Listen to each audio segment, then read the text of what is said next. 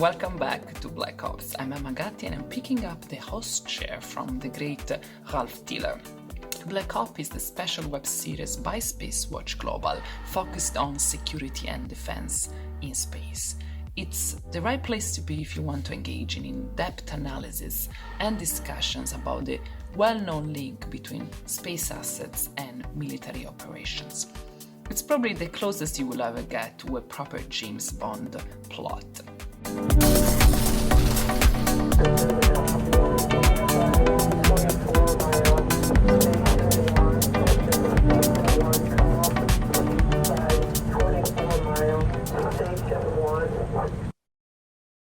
It's Monday afternoon, evening in Europe. It's Space Café Black Ops time, hosted by the wonderful Dr. Emma Gatti. Our next edition will begin soon.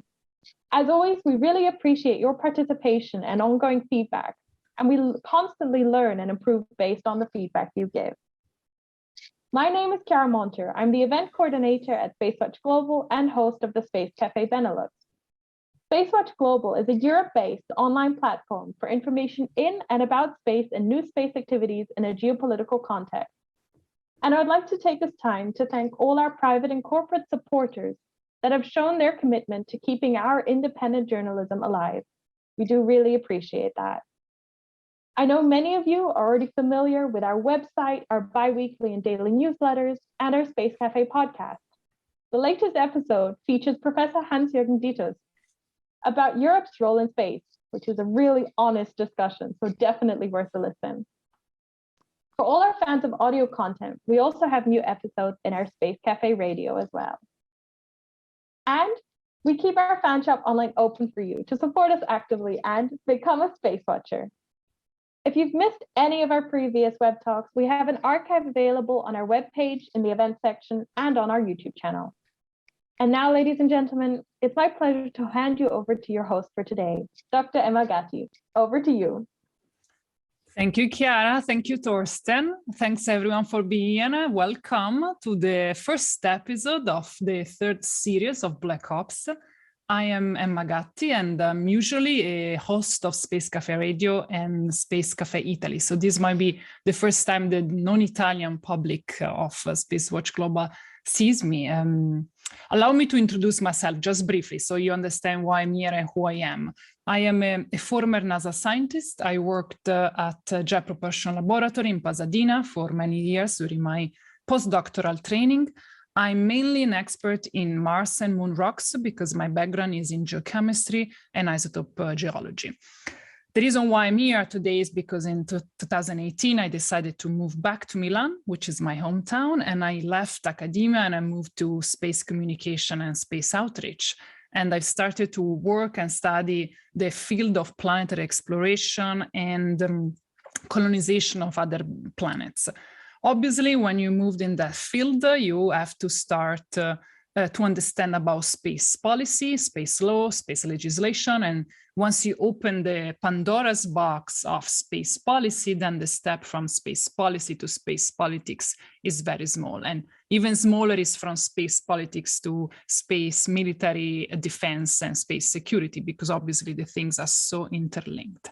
So this is how an isotope geochemist expert in hydrogen and oxygen is here today with you, trying to understand much better the complex relationship between space and warfare and space security and defense. This is it. This is my path. This is my journey. And it's enough about me. And allow me to introduce you our first guest and the topic of the day. So welcome to Professor Bledin Bowen, who is just recently appointed Associate Professor, if I'm correct. Congratulations. Associate Professor in International Relations at the University of Leicester in the UK.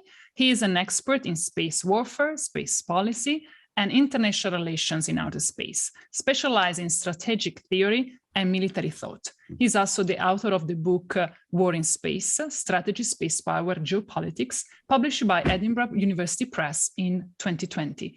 Bledin, welcome, and thank you for being here with us today. How are you? Hi, Emma. Thanks very much for having me on. And yes, I'm okay, thank you, and looking forward to the chat. Fantastic. So you are the right person in the right place at the right moment, because this is the topic of today. I really would like to ask and pick your brain about strategy and war in space. But I would like to tackle it from less of a theoretical framework and try to contextualize your knowledge, your applied knowledge to the present situation of what we are observing with the Ukraine conflict. Let me start from a sentence you wrote in a paper of yours. So let's quote it here just to avoid make mistake. You wrote, "Space warfare is merely the continuation of terrain politics by other means," which I suppose is a re-elaboration of Clausewitz's famous quote, "War is a continuation of politics by other means." So my first question for you as an icebreaker is, what would a space war today now say about the present Earth political situation? I guess in the frame of that question, I guess I respond by saying it would be the current political situation rather than saying much sort of new about it. It would be an outgrowth of the political conditions that are responsible for any war sort of happening. So it very much depends on the actual political factors on the ground on Earth, at which point space warfare is that continuation of terror politics. So whether or not satellites are targeted in space is a reflection of military necessity, and what is deemed military necessary is ultimately something that has to meet political objectives and is deemed to be worth meeting the political objectives, whether it has particularly negative costs or not. So it doesn't really happen in a vacuum, in the same way that we don't tend to see particular significance with aerial or naval combat in terms of thinking, does it say anything big or particular about world politics? If a naval war happens, well, we rarely get naval wars. They are wars which have naval components to them. So in the same way, space warfare, if and when it does happen on a large scale, it'll be within the context of a very significant terrestrial war on the ground, if any significant action is going to happen. Though, as anyone who's read the book has already seen, there are many options of various kinds to small powers in much smaller wars as well to start attacking and disrupting satellite systems without having to go for large, spectacular anti-satellite missile systems and things like that. So it would really be a continuation of whatever the politics and military necessity of that war on the ground actually is, whether it's nuclear, conventional, or perhaps something a bit less intensive than high intensity conventional combat. So before digging into the details of the potential strategy of what could or might not, and this is where I want to know your opinion, develop into a space conflict, I wanted to take a step back that connects us with what you just said about satellite attack. Russia has been developing counter-space capabilities for many years now. And did you notice an escalation in the most recent period?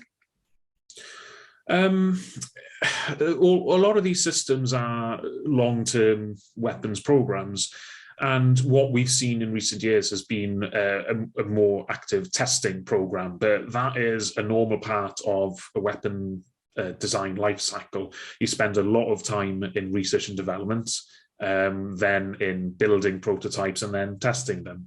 And Russia, like many other countries who've done these systems, have conducted many flight tests of the hardware, the missiles, and then conducted an actual intercept test. Some have done that maybe a bit more responsibly than others. And so there's, in terms of sort of an escalation in pace, not necessarily. And whilst weapons development is interesting and important in themselves, what is often lost in much of these discussions is the scale to which weapons are deployed and are ready to be used at any large scale. Any weapons capability doesn't really mean much when it's a few platforms here and there, unless they're nuclear weapons that could be used against cities or very large military formations. But putting that aside, the Chinese anti-satellite weapons capabilities, the kinetic energy missile systems. There's been a lot of publicity about that, and of course, a lot of American strategists have been preoccupied with those, and rightly so. They are potential threats to US systems. But as far as we know, as far as we can tell, or at least as far as I can tell as an outside observer on this, there aren't maybe more than 20, 25 of those missiles deployed at any given time. And if you're going up against a large space power like the United States, you need a lot of these interceptors ready to fire, at a moment's notice, really, and ready to maneuver. And you need a lot of deployed systems or hidden systems as well, ready to be used at a later time. So you need hundreds of these missiles. So we haven't seen any large-scale deployment like that with Russia. It's resuscitated capabilities that it's originally developed in the Cold War, especially in the 1980s. So it's brought those things back. But in terms of mass deployment of anti-satellite capabilities, not really. We've seen select systems being deployed. So some open source intelligence analysis has appeared on the spacereview.com by Bart Hendricks, I think, which looked at anti-satellite laser dazzlers, which blind the optical sensors of spy satellites, and they put those laser dazzlers next to mobile ICBM nuclear forces, for example. So they're being integrated into existing sort of strategic weapon systems or nuclear weapon systems.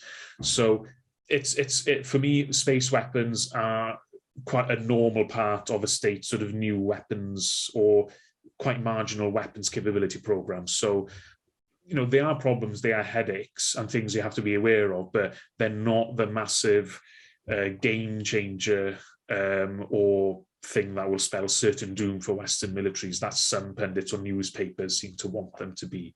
So I guess I'm trying to have a sort of more reasoned view of the actual threat and scale of the space weapons issues. But beyond lasers and missiles, jamming or electronic warfare and cyber operations or computer network attacks, they're far more spread and harder to track and anticipate, but maybe easier to respond to in the moment when they are used. Because in November, obviously, there's been a very famous Russian asset attack, and have been speculation. Even here at SpaceWatch.Global, we try to understand, we interview many scholars, try to understand, is this a diplomatic skirmish? Is this a signal? Is this a message? Or is actual a capability testing? I think it's important to clarify that it was a anti-satellite weapons test. It wasn't an attack on anyone's satellite. It was a test on their own satellite. Yes, it was their own weapons test. So part of a normal weapons development program. I mean, sure, you can read into it, but I would not sort of read too much into a single weapons test, because as far as most military bureaucracies are concerned, this is how you do weapons testing. And until you get orders not to do this kind of test for possibly environmental reasons, then you're going to do it anyway, just to make sure that the system works. Because if you are in the military and you're relying on weapons, you want to know that they work. You want weapons that work. You're not going to rely on untested and unproven weapons. You might try them if you can to see if they work, but before you go to actually start fighting, you want systems that work, that you can rely on. And we saw a lot of commentary in the wake of China's 2007 anti-satellite test as well. Oh, what does this mean? What is this signaling, to the United States? The Ministry of Foreign Affairs didn't know this test was planned. The People's Liberation Army did it, caused a massive mess in low Earth orbit, and then the Ministry of Foreign Affairs in Beijing was left cleaning up the political fallout afterwards. So there's often miscommunication between government agencies on these things. So we have to stop treating states as monoliths. We have to stop thinking that there is one voice or one person when we think about, state intentions. I mean, there are many people and bureaucracies involved in making these decisions, and sometimes accidents happen, or people do things when they've gotten the wrong orders, or they didn't know things were going to happen, so somebody messes up. So we have to be careful in terms of saying, you know, Russia is messaging this because of this test. And I think there's a lot of commentary in the United States that's quite narcissistic about that, saying this is a test for Washington. Yeah, this is a message to us that we need to change our policy, or they are taking advantage of our weakness. Well, that's quite narcissistic, because there's loads of reasons why, if you are potentially going to fight or deter a modern conventional military force, you need to have capabilities to threaten their satellites, regardless of the geopolitics of the day, really. So, which is why Russia, China, and now India have these long-term anti-satellite weapons programs, because many countries and their militaries use space for military purposes, and that is building more incentives for anti-satellite capabilities of all kinds. So it's not just really because other countries have anti-satellite weapons, it's because space is so useful for your conventional military power on the ground. Therefore, space is a target-rich environment with targets that are potentially worth hitting. So until you stop all military uses of outer space for force enhancement or making your terrestrial forces more effective, you're not going to remove all motivations for all kinds of anti-satellite weapons. So like military weapon systems on Earth, you might be able to get some agreements on some regulations on some kinds of anti-satellite weapons capabilities, but I'm very skeptical that you'd be able to get anything that does away with all kinds of anti-satellite operations. It's a complex system with so many variables, fundamentally. So, yes. But considering the practical aspects of American, Russian, European, Ukrainian space capabilities, can you project for us the dynamics of space power onto the assessments of the occurring war? Or in other words, how do you think this conflict could develop in space? Which strategy do you expect them to follow? I can only comment on what I've seen, really, and there's so much we don't know in terms of what could be going on right now that just hasn't been detected or reported or released. So I think it's worth pointing out that Ukraine doesn't really have much space assets of itself. You know, it has a large rocket and missile industry and some ground infrastructure, but in terms of its own satellites, it doesn't really have anything much there. And what it does use is going to be anything that is supplied by third parties or foreign commercial entities. So most spectacularly recently, we've seen the Starlink episode. And again, we'll have to wait and see to see what, if any, impact that might be having. So that's a wait and see. But in terms of other companies like Iridium and satellite phones, I would imagine that they might be being used, but I don't know at this point. There's just so little information out there on this. But given that, you know, Ukraine does have access to high technology weapons and is using quite a fair amount of various uncrewed combat air vehicles and surveillance vehicles or drones, I would imagine that they would find various satellite infrastructure useful. Whether or not it's being supplied in a way that makes a difference, I don't know. So in terms of Russian counter space or anti-satellite capabilities, there was never much that we were going to see. And where there was something that might happen, it would be in electronic warfare or computer network attacks. And as far as I know, there hasn't been that much that's been released or detected in terms of major disruptions to a lot of satellite systems, especially outside of Ukraine. There's been some reports of some GPS jamming in places, but a lot of those reports don't clarify between military or civilian GPS signals. So the civilian GPS signals, yeah, they're being disrupted and degraded a lot, and also that's been detected in the Baltics. But in terms of military, the military signal of GPS and military effectiveness based on GPS. NATO saying they're not saying if there are issues or not. So again, we don't know. We don't know, and we may not know for a very long time, because similar situation in Syria. Again, lots of reports of civilian GPS jamming, which is to be expected because the civilian GPS signal is quite easy to jam in principle. But the military signal, we don't know, because it's such a sensitive area of military capability. And if it's effective, you don't necessarily want to broadcast that to the jammer as well. So there's a lot of interest in keeping it secret, which is understandable.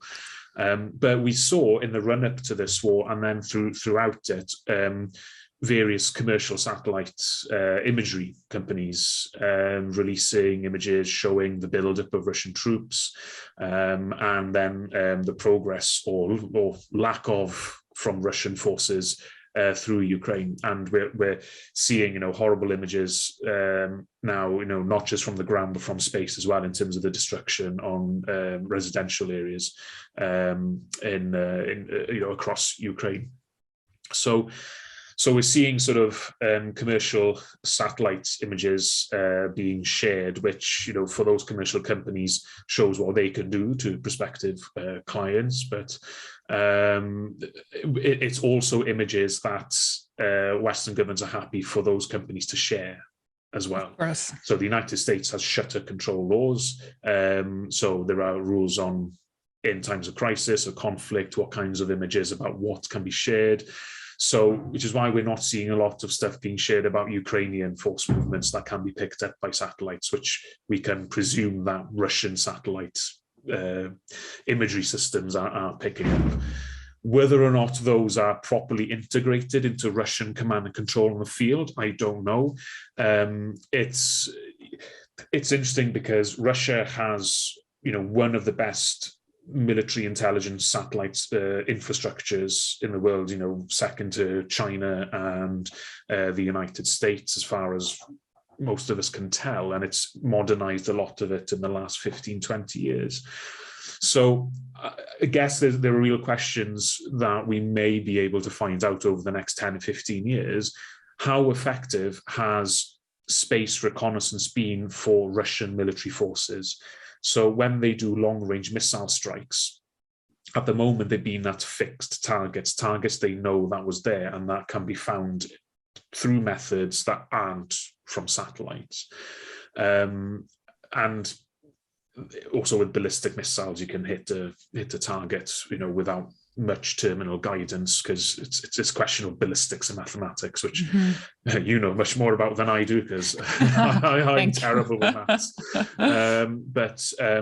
So Russia has space command and control and ISR systems that's been modernized in the last 20 years, but whether it's been used effectively or not remains to be seen, because as I've said, here in the UK, because the UK is getting more interested in developing new military space systems, there's a real sort of difficulty in terms of planning and acquisition, where even if you have really good space systems, if your other elements of the military are rubbish, space systems just give you a very good look of how your forces are getting decimated by the enemy. And we've seen lots of pictures of terrible losses on the Russian military, and as far as we can tell, very high loss of life on the Russian forces. So it looks like, since the battalion tactical groups in Russia are really suffering, no amount of space reconnaissance is going to help them if their command and control and tactics in actual land warfare are suffering as a result, or if they can't even go off-road, then Ukrainian artillery is always going to find them. So space power is only ever one part of military power as a whole. So we know the Russians have good space capabilities, but we're seeing the limits of its modernization in other parts of the Russian military now. So if I understood you correctly, you see a possible strategy within the electronic warfare, but you don't see potentially possible a full-blown counterattack with full aggression of satellites from the Russian side. There's nothing for Russia to attack because Ukraine doesn't have big space infrastructure. So in terms of space, Russia doesn't have anything to attack. The question then becomes if space from global commercial companies or Western commercial companies or Western intelligence and military satellites start becoming more useful to the Ukrainians, will Russia then use some methods of anti-satellite or counter-space capabilities against those satellites? I'm skeptical because I'm not sure they would make massive amounts of difference. They would certainly help, but whether they would be decisive, I don't know. I'm quite skeptical, but there's a long tradition in the Cold War of both the United States and the Soviet Union of supplying space-based intelligence information to client states or their favored proxies in a conflict or various rebel movements in various civil wars, especially across Africa in the 1970s and the 1980s in the Cold War. So there is a lot of precedent for large space powers supplying space support to various military forces, but the other side not directly attacking those space systems. So, the Russians could always decide, no, this kind of support is intolerable to the Ukrainians, so we will aggressively jam these satellite communications. And of course, physically destroying a US commercial satellite or several of them will be a massive sort of escalation step. But that said, with so many people dying in Ukraine and in the Russian military, deaths are being measured in, seems to be increasingly tens of thousands now. How much are they going to care about an expensive machine in space? So speaking about Ukraine counter-space possibilities, I heard you saying like they really don't have any satellites to be destroyed. However, like it came to my mind example, a comparison with Taiwan. I know that there are other soft kill techniques that can be applied to counter-space operation, for example, cyber attacks. Do you think that the Ukrainian side could try to counteract with using these techniques, so like jamming Russian satellites or Russian celestial communications? If they have the equipment and the skill, they could try. Again, there's not really much information out there on this in terms of Ukrainian electronic warfare capabilities in general, because electronic warfare is much bigger than space communications. So electronic warfare capabilities just aren't publicized. And if they are successful against the Russians, neither side has an interest in publicizing that success either. We may not know for quite some time if anything was attempted.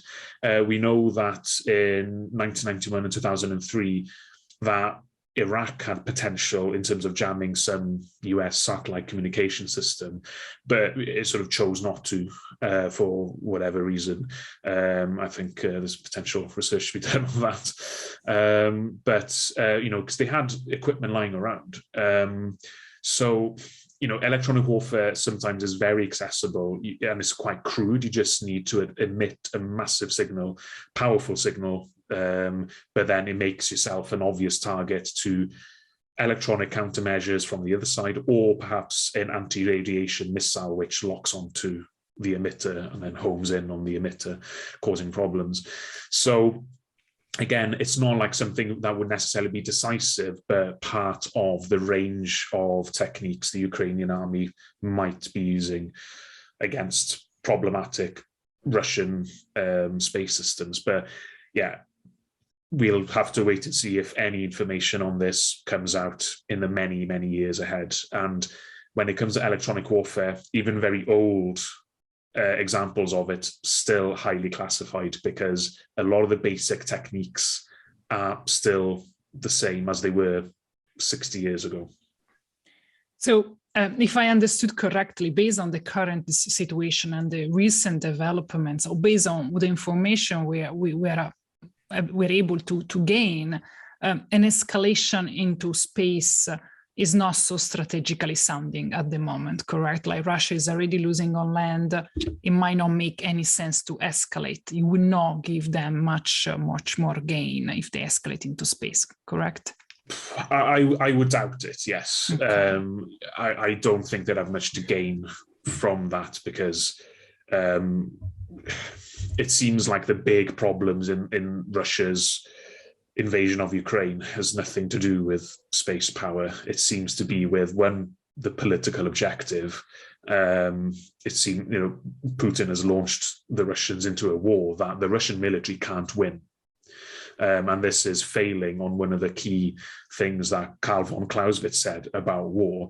You should not ask the military to complete or provide or achieve a political objective it cannot achieve.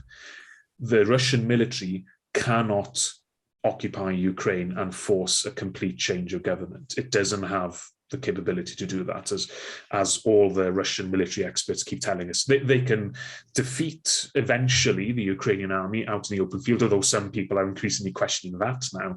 But in terms of occupation of Ukraine and maintaining order against what seems to be an extremely hostile country, the Russian military just doesn't have the troops to do that, let alone the economic means, because you have to provide services in the occupied lands, or even more people are going to rise up against the occupying force and a collaborationist government. So, in the context of that, it looks like doing anything escalatory in space. I mean, because they haven't got any clear Ukrainian targets in space, it would have to be attacking a third party that might be providing some help to the Ukrainians, which Russia might really not want to carry on.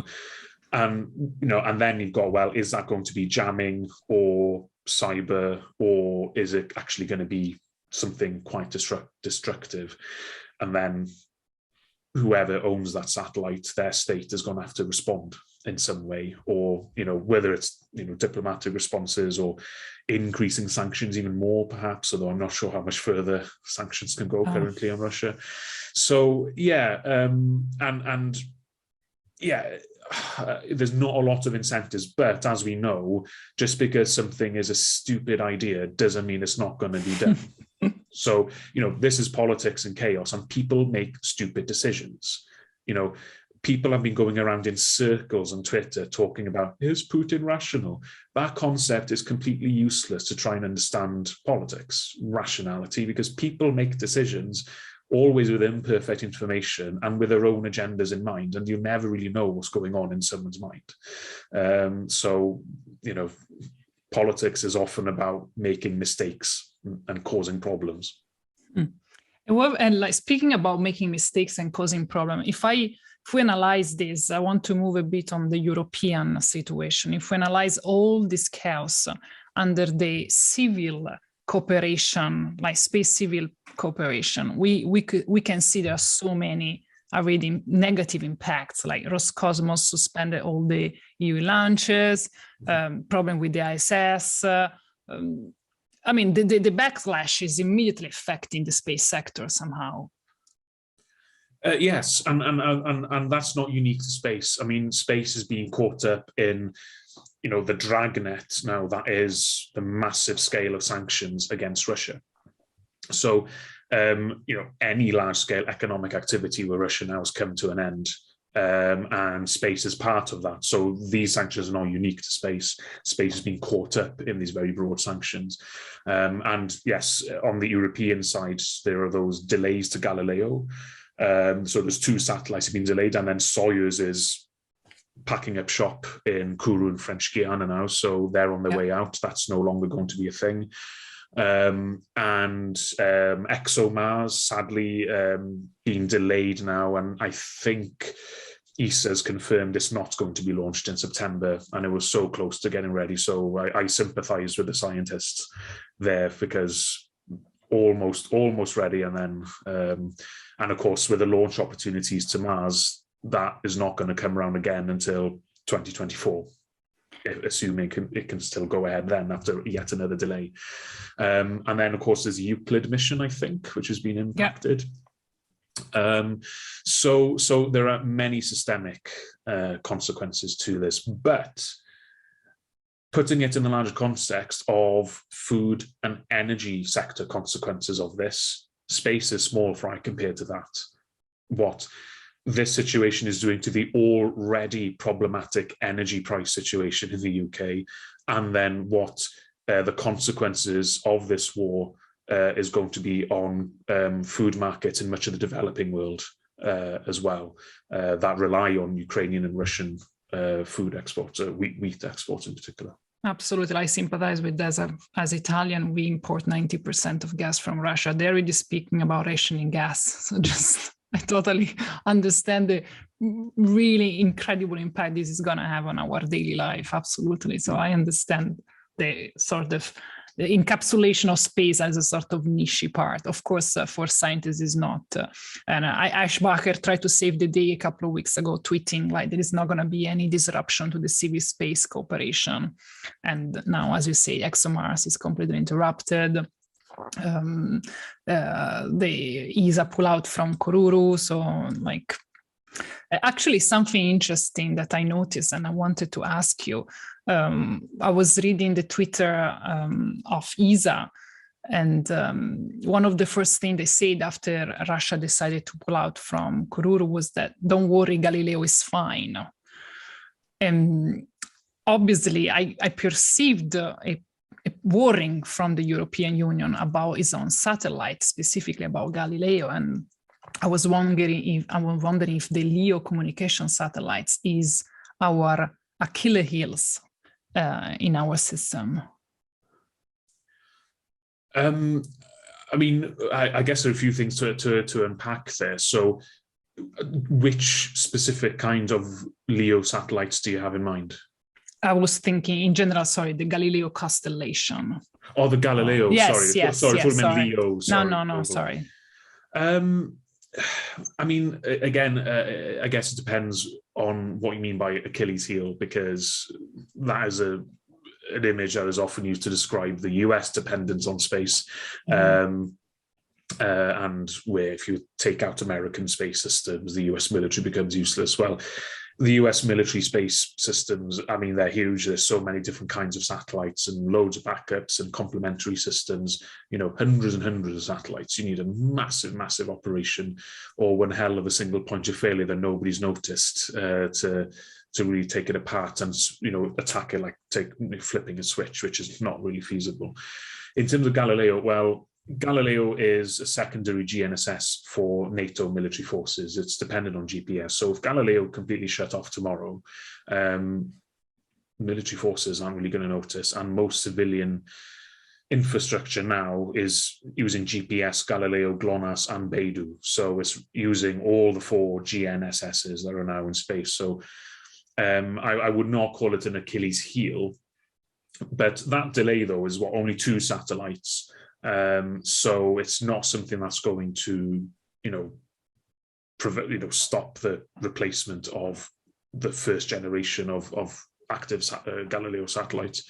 It is a headache, it's a delay, yes, but over the long term, it'll just be a blip in the operational history of Galileo, which I'm sure will be very long, and hopefully without many flaws or faults. So I guess in terms of Achilles heel, I think that's a bit strong, especially when it's building on existing GNSS systems, but particularly GPS for European militaries. So I think with a lot of space systems, they're not necessarily sort of single points of failure, and unless there's one heck of a weakness in the software that you manage to compromise, it's not like you can really switch them all off at the flip of a switch. But I might defer to software engineers about that. I want to ask you something about China. Obviously, China is a very important player within in this picture, and I know that you framed as the interpretation of this moment as Russia probably shouldn't, strategically speaking, going all the way, being distracting against the US satellites. But let's go back to the point that you mentioned before, like stupidity, heating decision they are taken in the heat of the moment. Do you think that in a theoretical framework, if Russia decide to actually do something counterintuitive, like attacking third-party satellites, China will or will not intervene? There are many different opinions regarding this. Like somebody says China won't intervene because it's just completely, it doesn't make sense. There is too much to lose for them. Others say that, well, the dominance of the US in space is not so strong anymore. In general, we are not during the Cold War era in the simplified to pole. So what do you think China might do in your, from a strategic point of view, obviously? I don't know. that is the only honest answer I can give to that. You never know how a leadership and different bureaucracies are going to respond in a moment of crisis. No matter what documents they publish or plans they make, until you actually are in the crisis looking at what's actually happened, you never know exactly how somebody's going to respond or how certain groups of people are going to respond. There'll be costs to sort of not responding negatively to any Russian destructive acts in space. It really comes down to what's more important for the Chinese military and the Communist Party leadership and Xi Jinping himself and his inner circle, and also Xi Jinping's political opponents within China, within the top rungs of the military and the CCP. So it's, I guess, rivals is possibly a better word than opponents in that system, because Russia was already in decline. From 2014, sanctions were already hitting the Russian aerospace sector hard. It split the Ukrainian aerospace industry off from Russia, which is really important for the Russian space industry. And since 2014, Russia struggled to replace a lot of the high-tech materials and IT equipment, computer equipment that I was importing from the West for its aerospace sector. And only more and more restrictions have now come in after, the invasion of Ukraine. And the economic collapse in Russia now is only making Russia even a less significant partner than it already was for whatever China thought its main space policy planks with Russia was going to be in the years to come. So, and with Chinese investments and new technologies, that old Russian/Soviet heritage in select areas of space technologies, that's just, the Russians can't keep trading on that forever, and they're not investing in new technologies or keeping up with American and Chinese investments and new systems. So Russia's going to be less useful in space to China as the years go on, and this is only sort of accelerating that trend. Russia is going to be useful to China as a source of energy, and Russia should be careful in its future relationship with China, because China Chinese foreign policy has many interests, and Russian interests are not necessarily high overlapping. Whoever is responsible for making Chinese foreign policy and Chinese state direction on Russia, it's their own interests that come first, and not necessarily having an anti-West order, although it can help check American influence in various areas. So yeah, it's difficult to know which way they go on that, and it looks like President Xi so far is quite reluctant to be kind towards Russia at the moment, where it's trying to pursue some neutrality. And I think last week or the week before, China has already refused to send certain aviation parts and replacement components to Russia after it requested them. So even in that, China's not forthcoming with a lot of help, where arguably Russia really needs it. And it looks like, because China is integrated in the same global economy as the West is, China doesn't want to start risking, contamination from the sanctions on its economy now. So it's being quite careful. So yeah, it's interesting position that China is in, and they're in a difficult position on this. And it's interesting to see the narratives from Chinese state media on the war now, because it is talking about potential war crimes from Russian military forces. And that's only the last week or so. Before then, there was no mention of this whatever on Chinese state outlets. So yeah, so I'm not going to say what will happen or might happen. There are pros and cons, and there's no easy answer to any crisis that Russia, or further crisis that Russia might cause for leaders in Beijing. That's very true. The narrative has changed. I've been following it too, and it's been interesting. I was just recently changed 2 weeks ago. It was not like that. You're very right. I noticed that too. I want to ask you a last question before we wrap up, and then we move to the question and answer. The German side of SpaceWatch.Global is very strict with me about finishing on time. So last question is, let's move back to the theoretical framework. In one of your studies, in your book, you wrote, should the war come, neither side can assume easy success.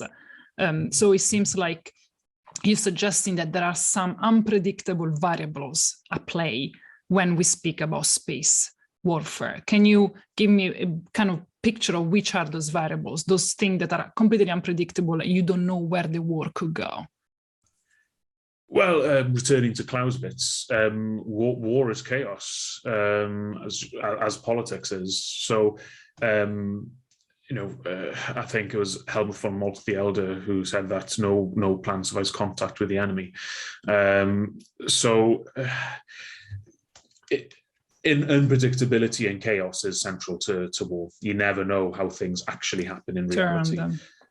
So you can have all the best plans, but until you actually start moving, you don't know whether the things you have actually work as they should. Have you been training your forces to do the right things? Is your staff actually capable in managing logistics? It looks like the Russians are falling short in a lot of those areas right now. The same is true for space. So we're always operating without full knowledge, without full information. There's always doubt and uncertainty as to where everything is, or what's actually doing what is being used in what way, and what impact a certain system's having. When you launch any weapon system, there's always chances it can go wrong or just misses a target, which is why you need a lot of weapons platforms to hit the targets you might miss, or if the missiles are dead. You need to respond to the enemy's responses to what you're doing. All your actions, the enemy might have actually anticipated and put in mitigations or counter strategies, or have learned to adapt to live with whatever you've done to them. So there's uncertainty and chaos comes from all places. And one of the real drawbacks for any space-based weapon system comes from the fact that you can't really maintain it once it's in space. And, as yourself and many people in the audience, I'm sure, know, when you work on space technologies, they're quite fragile, fickle things. And space is a very hostile environment to sensitive and sophisticated electronics. If you put a fancy, sophisticated weapon system in space for 10 years, and you press the trigger tomorrow, are you confident it's going to fire when you've not really been able to test it because it's such a destructive weapon system?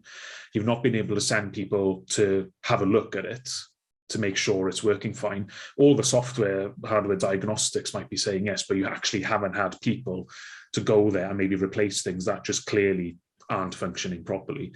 And you may not find out if it's not functioning properly until you've actually tried to use it. So there's a lot of confidence issues with a lot of space technology that might be dormant for a long time if they're not in constant use. Yeah. Whereas with a terrestrial-based anti-satellite weapon system, so missiles that shoot up from the ground, you can replace them, update them, maintain them, more easily test fire aspects of them.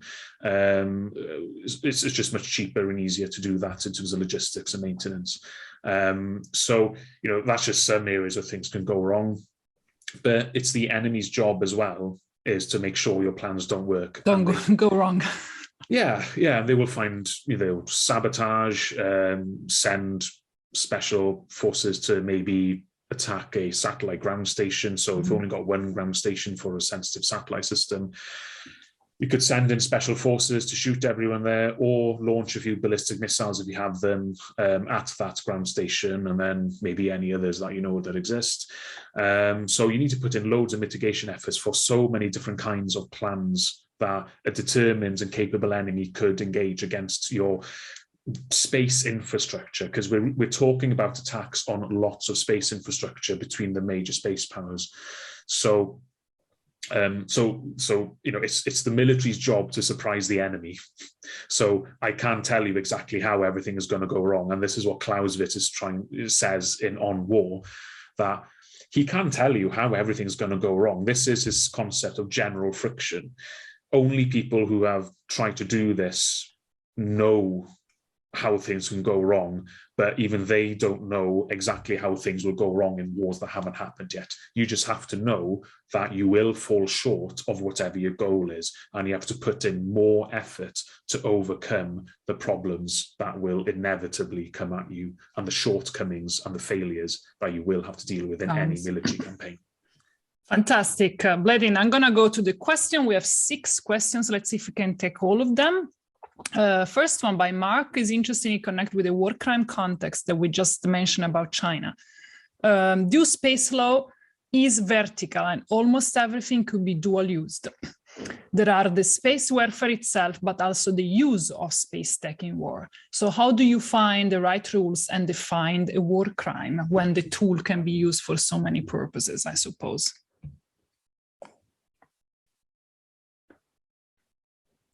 That's a difficult question. It's beyond my knowledge set, I'm afraid. I mean, law is a function of politics. Really, it's the rules we agree to abide by. So I think if you're asking about war crimes in space, I'm not sure how that would really work. I mean, you'd have to look at, at the moment, a lot of militaries in the West at least look at space like they do any other kind of military operation. So there's proportionality and necessity and distinction as well. So you have to take all those things into consideration, and is it worth the military effect you're trying to achieve? So, satellites, and when you attack a satellite, you're not attacking people, you're not killing someone, but you are destroying property, which it's somebody's expensive machine. But if you take down an infrastructure and a critical infrastructure, then you start getting large humanitarian impacts. But depending on the war at hand, you might find that certain military and political leadership might decide this is what we have to do to win, and we are willing to do it. And then we get to the problems of the limitations of the International Court of Justice and the International Criminal Court as well, because when it's one of the major military powers doing that, there's very little that can be done if they refuse to contemplate those issues. So no real clear answer there, I'm afraid.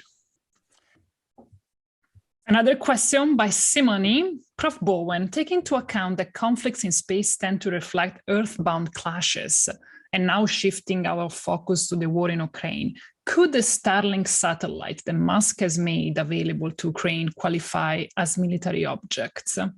And this is connected with something that Leo asked immediately afterwards, I suppose, which is like, the US, how the US could respond to an attack to a commercial system, to its own commercial system. So I'm merging 2 questions.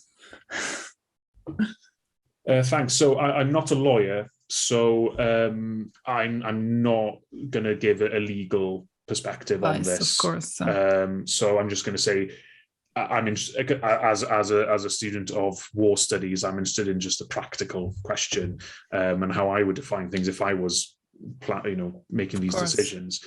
So in terms of what if Starlink qualifies as a military object, well, like a lot of commercial satellites, their business plan is based on selling their services to the state, to the civilian government or military services. And last I looked, the single biggest client of Starlink is the Pentagon. Same is true for OneWeb. Iridium, their satellite phones are used by military forces and have been for 20 years. And again, Iridium was bailed out in the late 90s by the Pentagon. And civilian satellites in the US economy have always been used by the military and have been sort of pressed into service to meet very high demands on the services they provide, whether it's communications bandwidth or imagery systems in a time of war or crisis. So for me, practically speaking, if you are that useful to a hostile military, then why wouldn't you look at options to perhaps curtail their use? Whether, doesn't have to be kinetic, it can be electronic warfare or espionage of some kind. But if you are making money by selling services to the military as a company, you've got to accept that if your military is actually fighting someone or a country, you've got to be prepared for the fact that the people that the military you're selling things to is fighting might actually fight back. So that's, as far as it's a military object, practically, if it's being used by the military, you're making yourself a target that's worth hitting to the hostile, to the opposing force, really. So that's my practical answer to that question. I'm going to leave the legal stuff out to the law specialists, the law academics to deal with. We do have law academic special on Thursday. We law breakfast, so please don't miss it out if you're having all these law-related questions. We do have a special cafe, Space Watch web series specifically with Freeman, so please don't miss it out on Thursday. Let me see if I can get another couple of questions before we close down. Alex asks, given the ancillary yet growing role of space in military operations, do you think establishing a separate branch of the armed force, for example, reference to the US Space Force, is timely, or is still more viable to have it handled in the context of existing branches? I'm pretty agnostic on that, to be honest. It's, or I guess ambiguous. It's ambivalent is the word. Sorry, ambivalent, I think, is the right word to use. So much depends on the individual bureaucratic politics of the military service in question. So the creation of the Space Force, it'll take a long time to see what its impacts actually are, because at the moment it's rearranging the deck chairs of military space in the Pentagon. But any changes in acquisitions or career progression, making space a prestigious career in the Pentagon and the military chain of command, those are changes, if they are big changes that are being put in, are only going to manifest many years from now. In terms of the substance, the US military is carrying on as they were in space in terms of weapons programs, doctrine, space support to terrestrial military forces.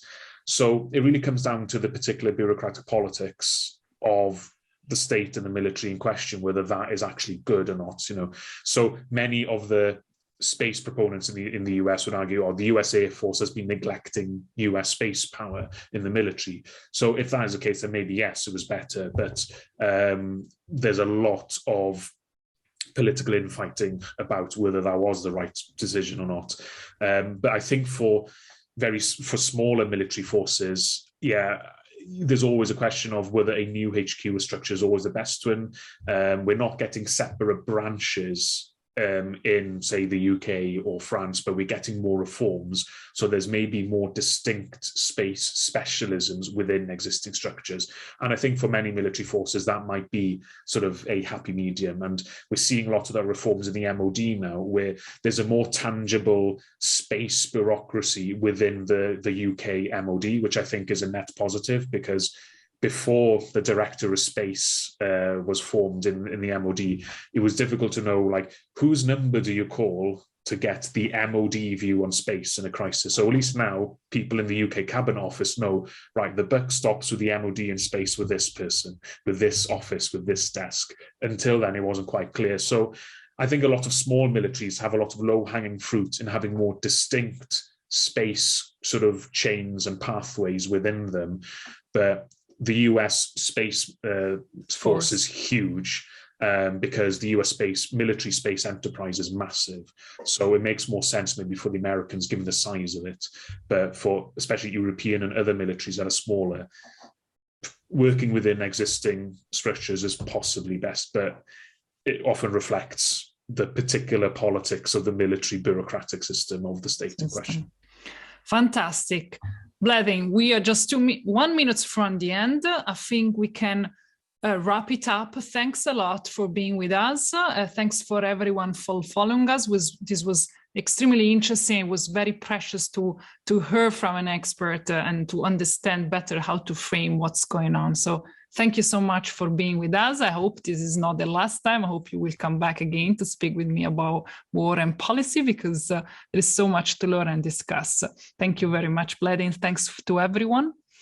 I pass the word to Chiara, who has still something to tell you about the next coming events. Chiara, over to you. Perfect. Thank you, Emma. And thank you, Bledin, for this really interesting conversation. It was a pleasure to listen to. Now, before we finish for today, we have some upcoming events, especially this week is full of exciting events. So tomorrow, we actually have our 100th episode with our 33 minutes with Josef Aschbacher, where Torsten and Josef will be talking about the ambitions for the future of Europe in space, specifically discussing the Agenda 2025. Then on the 23rd of March, we have our white label event of the Working Group for Development and Humanitarian Aid on the topic of Women Speak Up, the impact of COVID-19 on women and girls. On the 23rd and 24th of March, also to mention, there's the Impulse 22, the Space Outreach Conference.